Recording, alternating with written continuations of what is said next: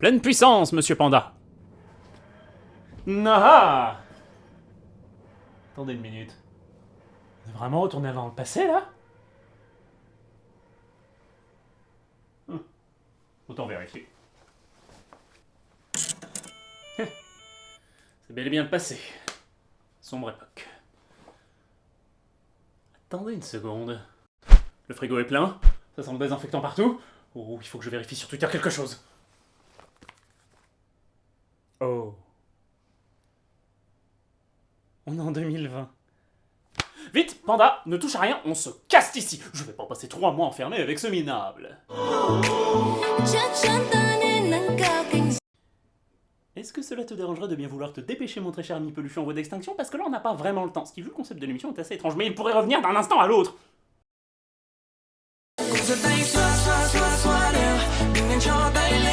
Bon, d'accord, tu peux rester ici, mais surtout, tu te caches. Tu es un paradoxe temporel et évolutif. Mais ça, c'est un autre sujet. Tu restes caché.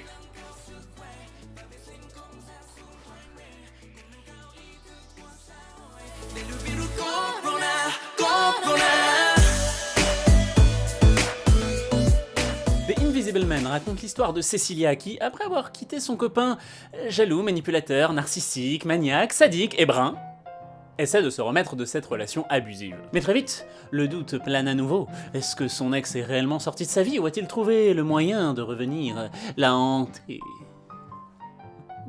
Alors déjà, ce qu'il faut savoir, c'est que Leigh Whannell, c'est sans doute un de mes réalisateurs préférés. Oui, par contre, ça se prononce Leigh Whannell. Bon, j'admets qu'on fait plus simple comme prénom. Il n'a pas encore réalisé beaucoup de films, il a été responsable de Insidious 3, de The Upgrade et de The Invisible Man.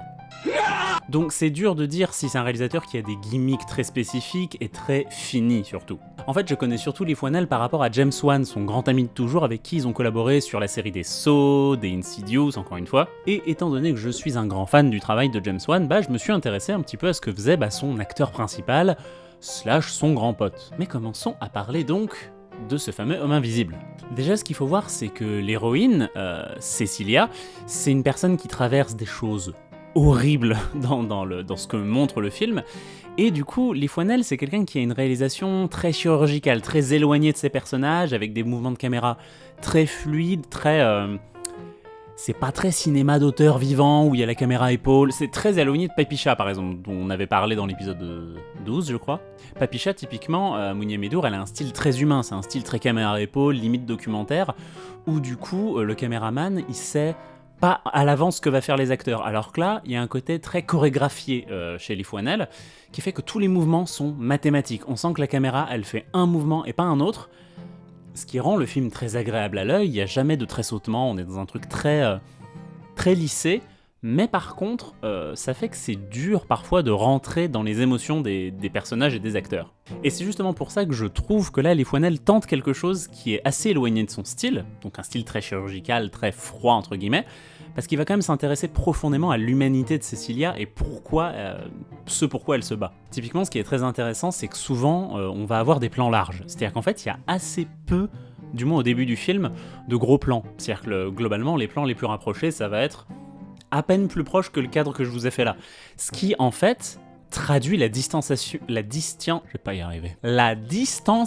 ça faisait longtemps qu'on n'avait pas eu de petits problèmes de prononciation dans cette émission, la distanciation de Cecilia par rapport au reste du monde, parce que, du fait de son traumatisme, elle se distancie des autres, et donc, le cadre se distancie des personnages. Ce qui est très malin, parce que non seulement ces plans larges permettent de montrer un petit peu les tourments intérieurs de Cecilia, mais en plus ça permet de faire marcher notre imagination de spectateur, non c'est la prononciation, c'est foutu, notre imagination de spectateur, elle tourne à 200 à l'heure grâce aux plans larges, parce qu'en fait sur les plans larges, on est obligé de scruter un peu le cadre. Et oui, sur un plan resserré, si on voit que l'épaule, le visage, et que tout derrière est flou, on sait qu'a priori, l'arrière-plan, on n'a pas grand-chose à en craindre. Sauf si on est dans un film de Mike Flanagan, mais promis, on y reviendra. Alors que là, Leigh Whannell, en utilisant des grands angles sur des plans larges, tout le cadre est net, et on va avoir un personnage paumé à droite du cadre, avec l'intégralité de la gauche du cadre. Pour vous, c'est l'inverse. On a donc tout le reste du cadre qui est libre, et en fait, nous, vu qu'on sait qu'il s'agit d'un film sur l'homme invisible, ce que les personnages ne savent pas évidemment, et ben on stresse, on se dit attends, pourquoi est-ce qu'il me montre toute cette partie du cadre? Est-ce qu'il y a quelque chose à voir? Est-ce que le réalisateur essaie de me faire passer un message? Et sur ce point, Whannell assume frontalement sa volonté. Le public, notamment du genre horrifique, connaît les codes du cinéma, et pour le surprendre, eh bien il faut savoir le prendre à revers. Et l'idée que le titre même du film allait influencer le regard du spectateur sur celui-ci était pensée dès le début. Avec un titre comme L'Homme Invisible, on s'attend un petit peu à un vieux film. Des chapeaux volants, des lunettes qui flottent dans les airs, tout ça quoi. Whannell savait que pour que son esthétique horrifique marche, il fallait très vite se débarrasser de cette espèce d'image un peu vieillotte qu'a le monstre du Dark Universe. Ce qui fait du film une adaptation toute pourrie, et un super bon film. En fait, ce qui est malin, c'est qu'avec ces plans très larges, on devient aussi parano que Cecilia. Voire même plus qu'elle, parce que nous, on a des infos qu'elle n'a pas. On sait qu'on regarde un film qui s'appelle L'Homme Invisible, donc on sait que la menace n'est pas visible. Ça a l'air con dit comme ça, mais c'est important. Si vous allez voir le film sans connaître son titre, et si vous loupez le générique de début où on voit le titre, et bah en fait, les plans n'ont pas beaucoup de sens. C'est intéressant, en fait, ces plans ont été pensés par rapport à l'audience qui sait quel film elle va voir. Pareil, on a un autre gimmick assez intéressant pour suggérer l'invisible sans le montrer, c'est de laisser les plans continuer après qu'un personnage soit sorti du plan. Par exemple, on a une scène où Cecilia fait la cuisine. Il y a, il me semble... alors, comme d'habitude, je suis très non pour retenir les noms. Déjà, j'ai retenu le nom de l'héroïne. Je demande un cookie pour ça, ou au moins des applaudissements. J'attends. Et du coup, elle sort pour aller aider la fille de son ami James. James, il s'appelle James, j'ai retenu le nom du gars quand même. Elle sort pour aller aider la fille de ce gars-là pour se préparer pour aller au lycée, je crois. Et quand elle sort du cadre alors qu'elle faisait la cuisine, le cadre ne bouge pas. On va pas la suivre faire cette action, on entend juste le dialogue dans un coin. Et le cadre se poursuit. Donc nous, naturellement, vu qu'on sait encore une fois qu'on est en train de regarder un film qui s'appelle L'Homme Invisible, eh ben on scrute le cadre, on se dit wow, si le réalisateur m'a laissé ces précieuses secondes d'image sans héros et sans action visible à l'écran, c'est qu'il y a un truc à voir. C'est qu'on associe à cette image quelque chose qui en fait n'y est littéralement pas. Whannell adore raconter à longueur d'interview que l'homme invisible est présent sur tous les plans en mouvement, sauf un. On sait qu'Elizabeth Moss aimait bien avoir un acteur en face d'elle pour figurer l'homme invisible. On sait aussi que Oliver Jackson Cohen, l'acteur qui joue l'homme invisible, était présent pendant 2 mois sur le tournage, ce qui est largement supérieur au temps nécessaire pour tourner toutes ces scènes. On sait aussi qu'avec 9 millions de budget, le film ne pouvait pas se permettre de supprimer des hommes en green suit sur tous les plans parce que ça coûte un fric de fou de faire ça. Mais y a-t-il donc des moments dans le film où l'homme invisible est présent, mais où la réalisation ne met pas du tout l'accent dessus? Est-il réellement possible de deviner où est l'homme invisible sur tous les plans de caméra en mouvement? Le film serait-il littéralement hanté par plein de petits hommes en green suit? Ou bien, plus probable, tout ceci n'est qu'un vaste coup marketing pour forcer les spectateurs les plus acharnés à regarder chaque frame du film pour essayer de deviner où est l'homme invisible. Dur à dire. Mais pour créer une légende autour du film, ça marche à 100%. Et puis, ça fait un petit peu partie du jeu dans un film d'horreur. L'histoire autour du film, autour de sa conception, est des fois plus importante que le film en lui-même. Et puis bon, je vais pas vous mentir, hein, je suis fan de McFlanagan. Donc forcément, épier le cadre à la recherche de chaque petite créature cachée derrière un rideau, j'adore faire ça. C'est ma passion, putain. J'adore. Mais mon gros reproche à ce film, c'est que toutes ces trouvailles géniales pour rendre compte de la parano de Cecilia et de l'impossibilité de repérer l'homme invisible se cassent un petit peu la gueule à peu près à la moitié du film.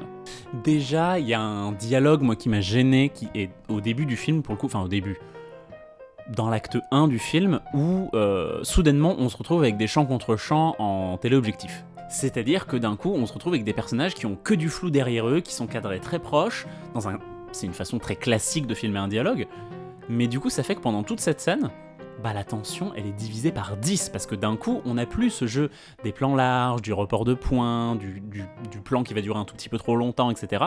Tout ce jeu de savoir ou pas si l'homme invisible est là, est complètement cassé dans cette scène, qui est une scène d'exposition en plus, donc c'est un peu dommage de relâcher soudainement la pression à ce moment-là, et ce genre de sortie de route, on va dire, se multiplie au fur et à mesure du film. C'est-à-dire qu'en fait, le film a tellement une espèce de rigueur et de tenue au début, que forcément c'est un peu dur à garder tout le long du film, et dès que le film commence à aller dans un versant un peu plus action, entre guillemets, hein, c'est pas non plus du Fast and Furious, mais il y a un moment où ça devient un peu plus un film d'action qu'un film d'horreur, et le changement de ton est un peu compliqué à vivre, je trouve. Pour ceux qui ont vu le film, en gros, ça va être après le grenier jusqu'à l'hôpital. Voilà, je suis le plus flou possible, comme ça ceux qui n'ont pas vu le film, vous n'êtes pas spoilés. Mais en gros, entre la scène du grenier et la scène de l'hôpital, j'ai un peu décroché parce que ça devenait un autre style de film. Sauf la scène du restaurant. Cette scène est parfaite, brillante, magistrale, cauchemardesque. En fait, c'est simple. J'ai l'impression que pendant cette scène, il y a Ari Aster qui a débarqué dans le studio, discrètement. Il voulait faire mal à personne. Mais il a pas pu s'en empêcher. Bah non. Bah du coup, il a dévoré le chien, il a offert bébé à Satan, il a sacrifié papy au dieu sombre. Oh, cette scène va me hanter. Où en fait, la tension n'est plus sur est-ce que l'homme invisible est là, mais où est-il? Et c'est un truc qui est très subtil à... Je vais essayer de le détailler parce que c'est pas si évident que ça à comprendre. Le stress qu'on a dans la première partie du film est tiré du fait qu'on ne sait pas si l'homme invisible est réellement là ou pas. Et quand je dis réellement là, c'est pas genre est-ce qu'il est là, mais est-ce qu'il est dans la maison?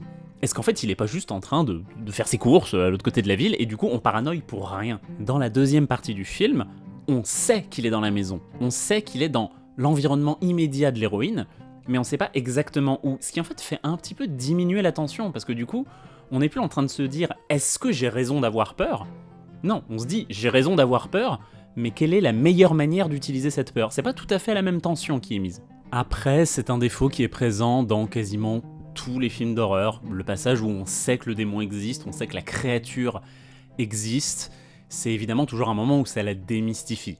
Mais je trouve qu'avec le concept de l'homme invisible, on aurait pu pousser cette énergie de l'inconnu un peu plus loin. Les intentions de Leigh Whannell, on l'a vu en début de chronique, étaient de dépoussiérer un petit peu le vieux monstre du Dark Universe. Et pour faire ça, il a opéré avec deux approches assez complémentaires. Utiliser le fait que l'homme invisible est un homme, dans son sens premier, un être humain. Il n'est pas un seigneur de la nuit comme Dracula, ce n'est pas non plus un mort-vivant comme la créature de Frankenstein, ni même une créature de la forêt comme le loup-garou.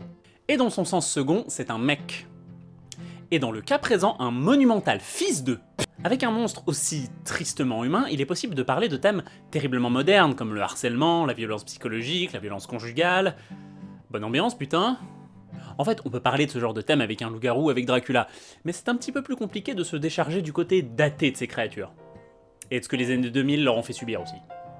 Et la deuxième approche, ça a été de respecter, voire même de sublimer, la monstruosité du personnage. L'homme invisible, c'est pas juste un mec jaloux. Dans le film, il devient l'incarnation de la violence subie par des millions de femmes.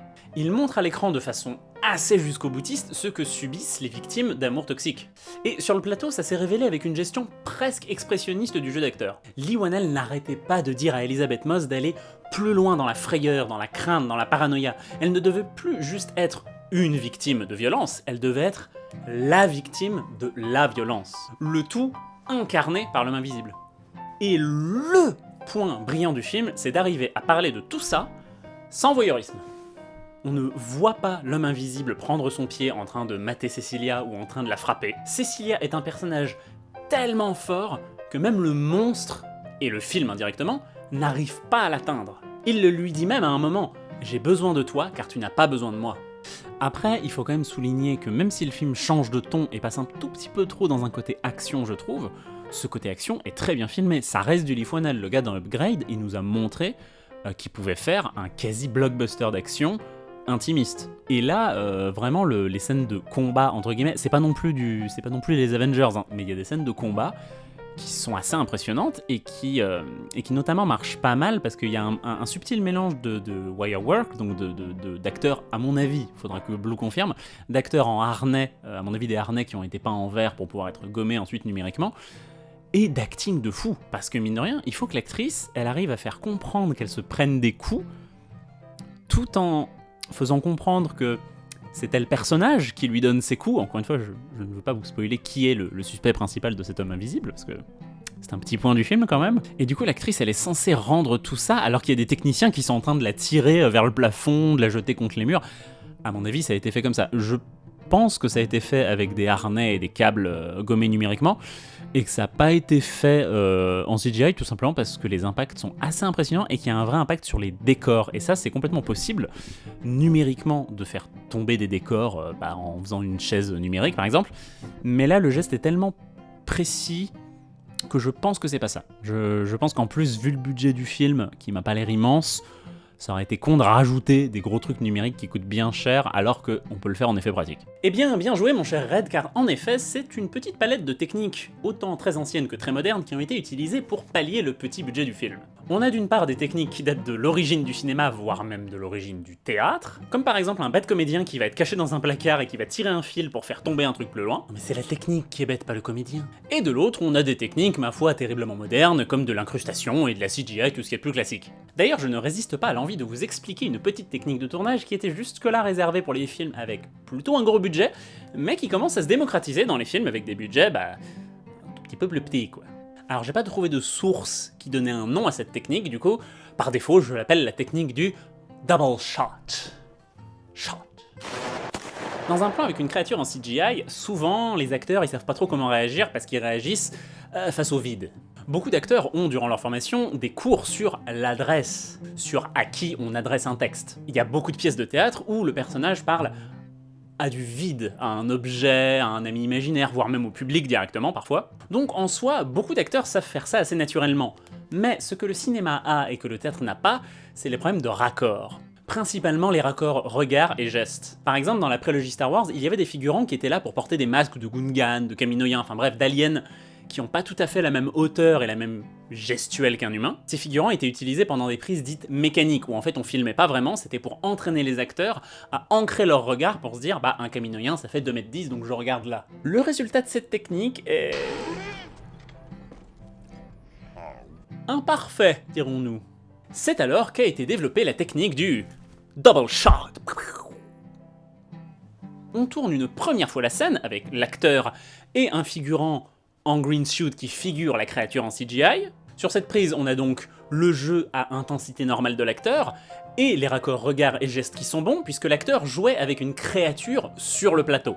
Et on tourne une deuxième fois sans l'acteur et sans le figurant, mais avec la caméra qui reproduit exactement le même geste que sur la première prise. Alors c'est une technique qui coûte quand même encore un peu cher pour les petits budgets, tout simplement parce qu'il faut des caméras équipées de bras robotiques capables de faire exactement le même geste d'une prise à une autre. Et en plus, pour un simple champ contre champ, on passe de 4 prises minimum, 2 par plan, à 8, toujours 2 par plan, voire 12 si on veut insérer un cut caché. Par exemple, dans le film, il y a un plan où la caméra suit Elisabeth Moss ramper au sol, être projetée contre une table et se relever péniblement de cette attaque. La cascade est évidemment réalisée par une cascadeuse, mais ça pose un problème. Comment substituer l'actrice à la cascadeuse en un seul et même plan? C'est Marley Barber, la cascadeuse, même si j'en suis pas sûr parce qu'elle n'est pas vraiment créditée pour le rôle, mais c'est le sosie d'Elisabeth Moss. Eh bien c'est simple, on ne fait pas un, on ne fait pas deux, mais on fait un triple shot. Brise numéro 1. Elisabeth Moss rampe au sol, ne fait pas la cascade, va se placer à la fin de son parcours pour que la caméra revienne sur elle à la fin. Prise numéro 2. On filme uniquement la cascade avec le harnais et le figurant green suit à enlever numériquement ensuite. Prise numéro 3. On tourne à vide pour avoir les raccords lumière et avoir une prise clean pour rajouter par exemple des petites assiettes cassées en arrière-plan en CGI. Et grâce à ces 3 prises, vous pouvez prendre le visage de l'actrice et la déplacer sur la cascadeuse pour les quelques frames où il faut que le cut ne soit pas trop visible. Et boum, ça fait un plan culte. Bon, en plus du prix de cette technique, c'est une technique qui est terriblement chronophage, comme vous pouvez l'imaginer. Ça demande en plus à ce que l'équipe soit mobilisée à 200% pour ces prises-là, parce que les cascadeurs, les acteurs, ils ont pas le temps. La caméra, elle va pas les attendre sur ce genre de prise. Et les techniciens, faut qu'ils remontent le bras et qu'ils remettent tout le décor exactement de la même manière, parce que vu qu'on est sûr d'utiliser toutes les prises pour le même plan, s'il y a un problème de script à ce moment-là, ça se voit très fort. Très fort.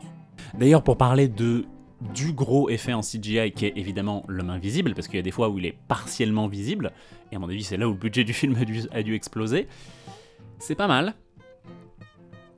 Mais enfin on a vu mieux. C'est un peu le problème, c'est qu'on est tellement habitué à l'imagerie super-héroïque liée à l'homme invisible, que ce soit avec les 4 Fantastiques, la Ligue des Gentlemen extraordinaires, etc., que du coup, là, avoir un homme invisible bas budget, franchement, c'est pas dégueulasse du tout, ça marche, mais il y a des petits moments où... Je sais pas comment ils l'ont fait, l'homme invisible, pour le coup, ses mouvements semblent un peu plus numériques, ça a l'air d'être des mouvements un peu moins physiques, c'est pas quelqu'un en motion capture à mon avis, ça a été à mon avis, ça a été entièrement en CGI, l'homme invisible quand on le voit, avec sans doute des moments où il devait y avoir un acteur, parce qu'il y a des moments quand même où il soulève quelqu'un, etc. Mais voilà, si vous êtes habitué à des super productions à plusieurs centaines de millions, clairement là on sent qu'il a manqué quelques millions de budget. Et c'est ici qu'on atteint la limite de double shot. Double shot! C'est long. Et oui, c'est long au tournage comme on l'a vu, mais c'est long au montage parce que ça veut dire qu'il faut désincruster sur 25 milliards de plans des connards en green suit qui ont rien à foutre là. Notamment sur un plan à la toute fin du film, le raccord lumière est mauvais. Je sais pas si c'est parce qu'ils ont pas eu le temps de faire la prise à vide, ou si tout simplement qu'il manquait de temps en post-production pour le faire, mais là c'est un peu cramé quand même. Mais par rapport au budget du film, faut pas déconner, c'est super bien fait quand même. Donc voilà globalement ce que j'aurais à dire sur L'Homme Invisible, c'est vraiment un très bon film, qui en plus, j'ai pas forcément beaucoup pris le temps d'en parler, mais qui aborde des thèmes intéressants, c'est-à-dire le thème du stalking, des relations toxiques, de relations jalouses, à un point où ça en devient, encore une fois, toxique, dangereux. Plutôt intéressant comme thème. Donc c'est quand même un bel essai transformé pour Leigh Whannell, parce que c'est sa tentative de faire un film vraiment humain et chaleureux, là où c'est pas forcément sa force habituellement, et même si je trouve que sa mise en scène ne colle pas tout à fait à l'émotion qu'on doit ressentir au niveau de la chaleur, il y a quand même des scènes qui m'ont bien prouvé le contraire. Avant de terminer l'épisode, un petit mot sur le thème du film quand même. Whannell décrit le projet comme étant un cheval de Troie pour parler des thèmes abordés dans le film. Pour bien parler des relations abusives, il est même allé jusqu'à être en contact avec un refuge de femmes à Los Angeles. Et même mieux, il a autorisé Elisabeth Moss à quasiment réécrire le scénario pour que ça colle plus à la vision qu'une femme aurait de ces questions-là. Et le grand changement qu'a fait Elisabeth Moss, c'est de supprimer des dialogues parce que pour elle, un personnage aussi atteint tairait plus les choses qu'elle ne les dirait. Moss a vraiment décidé de jouer avec ses yeux sur ce film. Faire un film qui s'appelle L'Homme Invisible, jouer avec ses yeux, c'est un peu con quand même. Et sur le fond, c'est un sans faute. On sent que des femmes ont participé à l'écriture de ce scénario, on est très loin d'un voyeurisme, d'un vulgaire Rape and Revenge, et puis surtout, le personnage, il reste touchant, mais puissant à la fois. Même dans des petits détails, on sent la précision qu'a voulu atteindre Whannell sur le sujet. Sydney, la fille de James et dont le nom échappait à Red, a un spray au poivre sous un coussin de son lit. Elle le dégaine à un moment face à l'homme invisible, mais bon, y a personne, et son père lui dit « Mais tu veux l'utiliser contre qui exactement ?» Et là, l'acteur a un jeu assez subtil entre l'énervement d'un père qui se dit « Mais pourquoi ma fille a besoin d'une arme d'autodéfense dans la maison? Est-ce que je suis pas capable de la protéger ?» et la compréhension et le soulagement de voir que sa fille sait se défendre toute seule parce que un jour viendra peut-être où elle aura pas son papa pour la protéger. Et vu le talent de Whannell pour diriger ses acteurs, lui-même ayant été plus souvent devant la caméra que derrière, je ne peux pas m'empêcher de voir ces petits détails comme quelque chose de volontaire de sa part. Ah bah t'es là toi, tu veux pas finir l'épisode en chanson puisqu'on va être condamné à être confiné avec Red pendant les prochains épisodes? Tu fais de la musique avec Panda maintenant?